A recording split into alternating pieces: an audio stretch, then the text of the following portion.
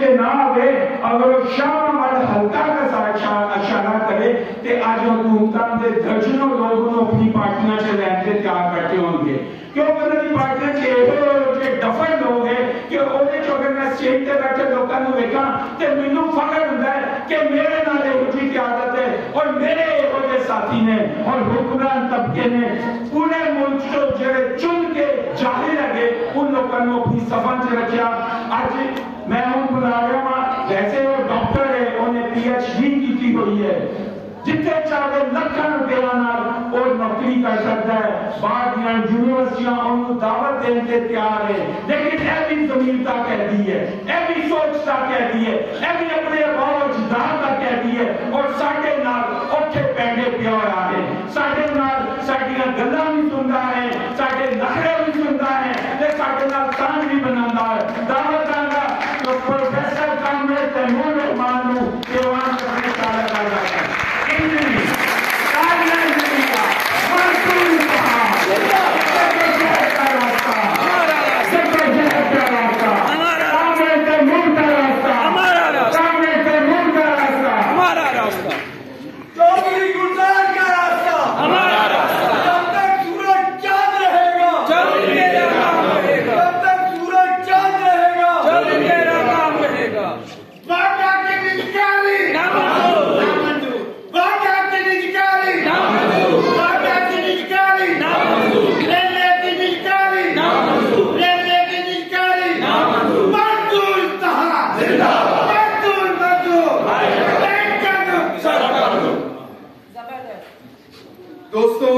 پاکستان کے اندر 40% اس وقت مہنگائی چل رہی ہے.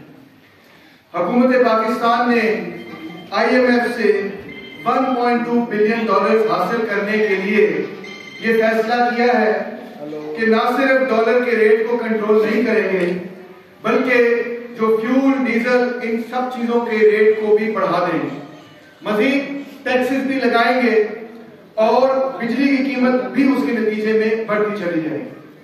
جب فیول اور بجلی کی قیمت بڑھے گی تو ظاہری بات ہے تمام اشیاء کی قیمتیں بڑھیں گی. 40% مہنگائی کا مطلب ہے کہ ایک سال کے اندر جو بندہ 30,000 روپے کما رہا ہے اس کی 40% آمدنی ختم ہو جائے.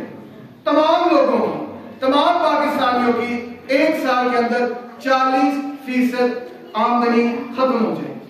اس کا نتیجہ کیا ہوگا کہ ظاہری بات ہے لوگ غربت کی سطح سے نیچے گر جائیں گے. یہ سب آخرکار کیوں ہو رہا ہے؟ 22 دفعہ حکومت پاکستان انٹرنیشنل مانیٹری فنڈ کے پاس گئی ہے اور معاہدے کیے ہیں.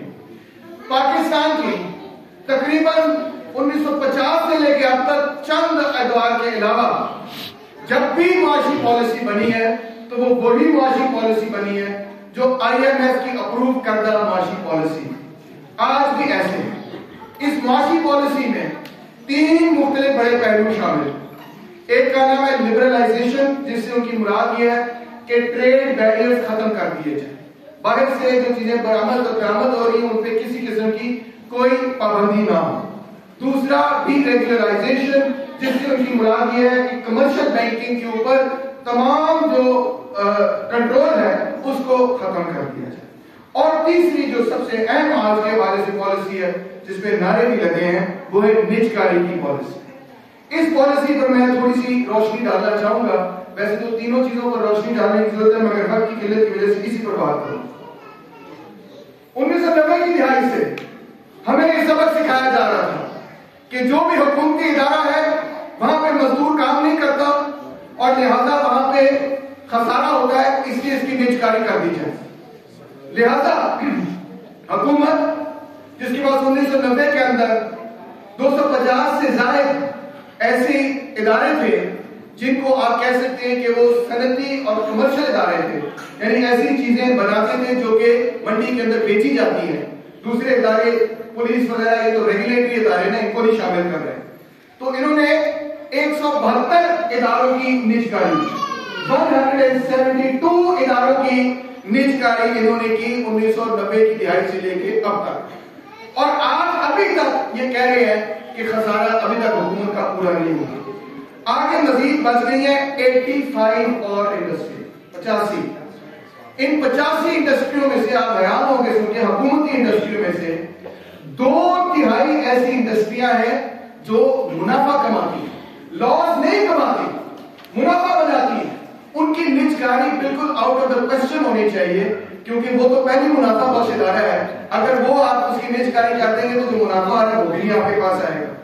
اور مزید آپ کو دلچسپ بات بتاؤں کہ جو باقی انڈسٹریاں بچ جاتی ہیں اس میں سے 90% جو خسارہ حکومت کو ہو رہا ہے وہ صرف 10 مختلف انٹرپرائزز سے ہو رہا ہے، صرف 10۔ وہ 10 کون سی ہیں؟ ان میں سے 5 جو ہیں وہ ہیں ڈسکوز۔ ڈسکو کا مطلب ہے ڈسٹریبیوشن کمپنی، جو کہ الیکٹریسٹی ڈسٹریبیوشن کمپنی ہوتی ہے۔ ان 5 کے بارے میں ابھی 2 منٹ بعد بات کرتا ہوں۔ باقی 5 کون سی ہیں؟ ایک ہے نیشنل ہائی وے اتھارٹی، اس کی نجکاری نہیں ہو سکتی کیونکہ یہ کمرشل ادارہ بھی ہے مگر ساتھ یہ ریگولیٹری ادارہ بھی ہے۔ ریگولیٹری ادارے کی نجکاری کرنا تو کوئی بھی حکومت نہیں کرتی، یہ تو بالکل بیوقوفی ہے۔ رہ گئے 4۔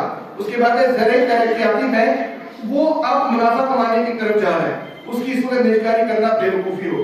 اس کے علاوہ ہے پاکستان اسٹیل، پاکستان ریلوے اور PIA۔ یہ ان کی ٹوٹلی زد میں ہے کہ ان کی ہم نے نجکاری کرنی۔ اور اس کے علاوہ جن 5 اداروں کا میں نے ذکر کیا جو ڈسکوز ہیں، جس میں کوئٹہ کا، پشاور کا، سرگودا کا، یہ جو بڑے بڑے ڈسکوز ہیں، ڈسکو کا مطلب ہے کہ وہ بجلی فراہم کرتے ہیں۔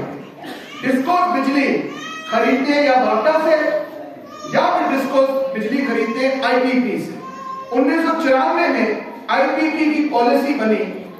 94 سے پہلے جب میں بڑا ہو رہا تھا واپڈا بجلی سپلائی کرتے، اکثر یہ بجلی واپڈا ہی سپلائی کرتے۔ پھر انہوں نے یہ کہا کہ ہم بجلی بڑھانے کے لیے انڈیپینڈنٹ پاور پروڈیوسر پالیسی لے کر آتے ہیں۔ اس پالیسی کے تحت آپ اندازہ کریں، انڈیپینڈنٹ پاور پروڈیوسر نے یہ کہا کہ جناب ہم یہاں پہ پلانٹ لگائیں گے مگر جو پیٹرول، جو ڈیزل ہم خریدیں گے، جو فوسل فیول ہم خریدیں گے وہ آپ ہمیں خرید کے دیں گے اور اس مقررہ ریٹ پہ لے کر دیں گے، اور جو بجلی آپ ہم سے خریدیں گے وہ بھی اس مقررہ ریٹ پہ ہوگا۔ یہ دونوں مقررہ ریٹ ڈالر کے ساتھ جڑے ہوئے، روپے کے ساتھ نہیں جڑے۔ تو جب ڈالر چڑھتا ہے تو یہ مقررہ ریٹ بھی سارے بڑھ جاتے ہیں، حکومت کو اس کا خسارہ اٹھانا پڑتا ہے۔ تو یہ جو خسارہ ہے یہ 1994 کی انڈیپینڈنٹ پاور پروڈیوسر پالیسی کے نتیجے میں پیدا ہوا ہے۔ حکومتی خسارے کی مین وجہ اور بین الاقوامی تجارت کے خسارے کی مین وجہ انڈیپینڈنٹ پاور پالیسی کی، پاور پروڈیوسرز کی وجہ سے۔ یہ اتنے پیسے کما رہے ہیں کہ آپ کی سوچ ہوگی یہ تب بھی پیسے کما کے، خورشید صاحب جانتے ہوں گے کہ جب اگر یہ اپنا پلانٹ آن کر لیں اور کہیں کہ اب ہمارا پلانٹ آپریشنل ہے تو حکومت ان کو کیپیسٹی چارجز دیتی ہے۔ اگر ان سے 1 یونٹ بجلی نہ بھی خریدے تب بھی ان کو وہ پیسے دیتی ہے کہ آپ نے اپنا پلانٹ آن کر دیا ہے، یہ آپ ہم سے پیسے دیں۔ اب یہ حکومت کی اسٹوپڈ ترین پالیسی، غلط پالیسی کے نتیجے میں جو خسارہ حکومت بھی اٹھا رہی ہے، قوم بھی اٹھا رہی ہے، اس کے نتیجے میں اب اس کا انہوں نے سولوشن کیا نکالا ہے کہ ڈسکوز کو جس طرح انہوں نے کراچی الیکٹرک کی نجکاری کر دی، اس طرح ڈسکوز کی نجکاری کر دی جائے، واپڈا کی نجکاری کر دی جائے۔ رزلٹ کیا ہوگا اس ساری نجکاری کا؟ رزلٹ یہ ہوگا کہ بجلی کی قیمت اور مہنگی ہو جائے۔ اس وقت 85% بجلی واپڈا نہیں بنا رہا، 85% بجلی انڈیپینڈنٹ پاور پروڈیوسرز بنا رہے ہیں۔ بالکل اسی طرح جس طرح کسی زمانے میں زیادہ تر جو مال تھا وہ ریلوے لے کے جاتے تھے، پھر انہوں نے سڑکیں نکالی اور اس میں ٹرک چلانے شروع کیے تاکہ ریلوے کا یونین کمزور ہو۔ اسی طرح انہوں نے واپڈا کو کمزور اور واپڈا کی یونین کو کمزور کرنے کے لیے انہوں نے انڈیپینڈنٹ پاور پروڈیوسر بنائے، اور تاکہ بشیر بختیار کا یونین، خورشید احمد کی جو جدوجہد ہے اس کو کمزور کر دیا جائے۔ یہ 2 بڑے سب سے بڑے یونین ہے نا پاکستانی، جس کے ارد گرد سارے یونین اکٹھے رہے ہیں، ایک ریلوے کا اور ایک واپڈا کا۔ جہاں یہ 2 یونین اکٹھے ہو جاتے پورے ملک کو جام کر لیتے۔ ان دونوں یونین کو توڑنے کے لیے انہوں نے یہ پالیسی بنائی ہے۔ پالیسی کا نتیجہ کیا ہوگا؟ ملک تباہ برباد کرنا۔ ایک یونین کو تباہ برباد کرنے کے لیے معیشت تباہ برباد کر دی، اور معیشت کی تباہی آپ کے سامنے آج یہ ہے کہ بجلی اتنی مہنگی ہو گئی ہے، اتنی مہنگی ہونے جا رہی ہے کہ آل پاکستان ٹیکسٹائل ملز ایسوسی ایشن جو کہ مالکوں کی ایسوسی ایشن ہے ناصر، وہ روزانہ اخبار میں اشتہار دے رہے ہیں کہ ہم اپنی ملیں بند کرنے جا رہے ہیں کیونکہ بجلی کا گیس کا ریٹ بہت مہنگا ہو گیا. یعنی انہوں نے اپنے سرمایہ کاری نظام کو تباہ برباد کر کے خود تباہ برباد کیا. یہ وابڈا کی یونین کے ساتھ لڑتے لڑتے ریلوے کی یونین کے ساتھ لڑتے. یہ ان کی اہم مکانہ اور اسٹوپڈ ترین قسم کی پالیسی. اب اس کا حل کیا ہے؟ اس کا حل دوستو یہ ہے کہ وابڈا کی نجکاری بالکل ہم نہیں ہونے دیں گے. ادروائز بجلی اور مہنگی ہوگی. جب بجلی اور مہنگی ہوگی تو تمام چیزیں مہنگی ہوگی. یہی مہنگائی کا ریٹ جو 40% پہ ہے، آپ سمجھے وابڈا نے اس کو نیچے روک کے رکھا ہوا ہے. یہ وابڈا اور ڈسکوز کی نجکاری کے بعد یہ 50-60% پہ بھی جا سکتا ہے. اسی طرح ریلوے پر انویسٹمنٹ کرنے کی ضرورت ہے، پی آئی اے پر انویسٹمنٹ کرنے کی ضرورت ہے. جب تک مال کی میجورٹی، پیسنجر کا مسئلہ نہیں ہے، مال جو آگے پیچھے جاتا ہے وہ جب تک ریلوے پہ نہیں جائے گا، تبھی ریلوے پہ جائے گا تو ٹرانسپورٹ کی کاسٹ کم ہوگی. ریلوے اور ٹرکوں کا کوئی مقابلہ نہیں. ریلوے کوئی چیز آدھے قیمت میں پہنچاتی ہے جو ٹرک ڈبل قیمت میں پہنچاتا ہے. اور ٹرکوں کی اپنی قیمت کو چھوڑ کے جو باقی سارا خرچہ لگتا ہے اس کے انفراسٹرکچر پہ وہ علیحدہ ہے. تو ریلوے کے سسٹم کو ٹھیک نہیں. ابھی دیکھیں چین کتنی ترقی کر رہا ہے. چین ترقی کر ہی رہا تھی ریلوے کی بنیاد پہ. ریلوے میں انویسٹمنٹ کرے، وابڈا میں انویسٹمنٹ کرے، پی آئی اے میں انویسٹمنٹ کرے، زرعی ترقیاتی بینک میں انویسٹمنٹ کرے، ڈسکوز کو ٹھیک کرے، بہتر مینجمنٹ لے کے آئے. مزدوروں کا کوئی قصور نہیں ہے، دن رات ایک کرتے ہیں، کھمبوں پر بجلی چڑھ کے ٹھیک کرتے ہیں. وہی بیچاروں کو سیفٹی اکوپمنٹ نہ ہونے کی وجہ سے کرنٹ لگتا کام کرتے ہیں. کیا کیا نہیں حادثات وہاں پہ ہوتے. اس حکومت کو کسی قسم کی نہ صرف مزدوروں کی کوئی پرواہ نہیں، ان کمبختوں کو اپنی معیشت کی اور اپنے ملک کی کوئی پرواہ نہیں. کیوں؟ کیونکہ ان کے سارے تانے جو ہیں جڑے ہوئے ہیں بین الاقوامی سرمایہ کے ساتھ، اور ان کو ایک چیز کی غرض ہے، آپ کے ساتھ تعلق ان کا کمزور ہے، وہاں بین الاقوامی سرمایہ کے ساتھ ان کا جڑ جو مضبوط ہے. یہ کہتے ہیں اپنے لوگوں کو ڈبا دو بے شک غربت میں، مگر وہاں پہ ان لوگوں کے ساتھ بنا کے رکھو. ساری پراپرٹیاں بھی ان کی وہیں پر ہے، ساری دولت بھی یہاں سے کھا کے وہ وہاں لے کے چلے جاتے اور ملک کا یہ نشر و نشر کر دیتے ہیں. کون بچا سکتا ہے پاکستان کو؟ یہ مزدور کے ساتھ جو اس کمرے میں قیادت بیٹھی ہوئی ہے، جو ٹریڈ یونین کی قیادت بیٹھی ہوئی ہے، اور لوگ ہی صرف ہیں. حقیقت ہے یہ.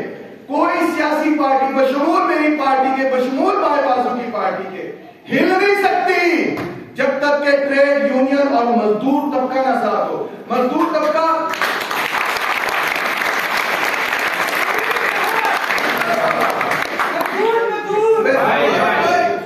ریلوے کے لیڈر بتا رہے تھے نا، آپ کو مزدور ہی مزدور ہے.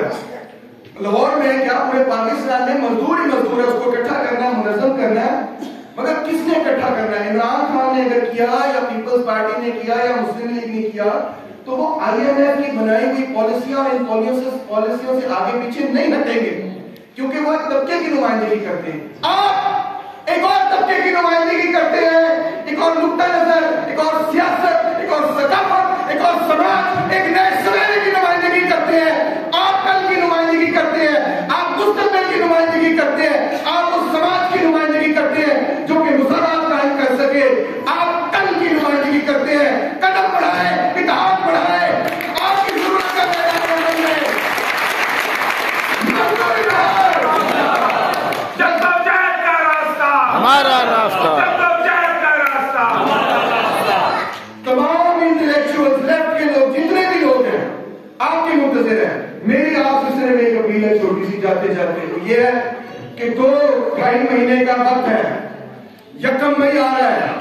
اس 1 مئی ایسا شاندار جلوس نکلنا چاہیے مہنگائی کے خلاف، آئی ایم ایف کے خلاف، نجکاری کے خلاف، لبرلائزیشن کے خلاف، ان تمام تک پالیسیوں کے خلاف. 2.5 مہینے کا ٹارگٹ لے کر آپ نے نکلنا ہے کہ اتنا بڑا جلوس نکلے کہ لوگ کہیں کہ یہ تو گلزار چودھری کا زمانہ دوبارہ زندہ ہو گیا، یہ 1970 کا زمانہ دوبارہ زندہ ہو گیا. مان لو